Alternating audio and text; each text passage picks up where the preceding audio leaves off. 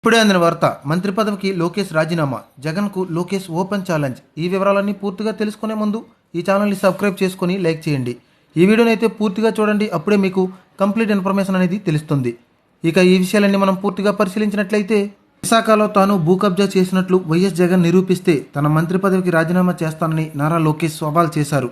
అయితే ₹1 ఎకరం భూమి కట్టబెట్టినట్లు నిరూపించాలని, ఒకవేళ ఆ ఆరోపణలు అబద్ధమని తేలితే యువతకు జగన్ క్షమాపణ చెప్పాలని డిమాండ్ చేశారు. ఈ మేరకు ఎక్స్ వేదికగా పోస్ట్ పెట్టిన లోకేష్, ఆరోపణలు చేయడం, పారిపోవడం జగన్ రెడ్డికి కొత్తేమీ కాదు.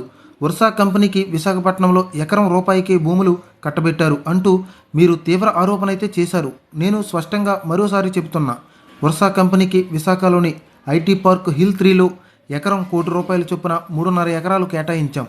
కాపులపాడలో ఎకరం 50 లక్షల చొప్పున 56.36 ఎకరాలు కేటాయించాం. బురద జల్లి ప్యాలెస్లో దాక్కోవడం కాదు, చేసిన ఆరోపణలను నిరూపించండి. ఛాలెంజ్కు సిద్ధమా జగన్ రెడ్డి అని ఆయన ప్రశ్నించారు.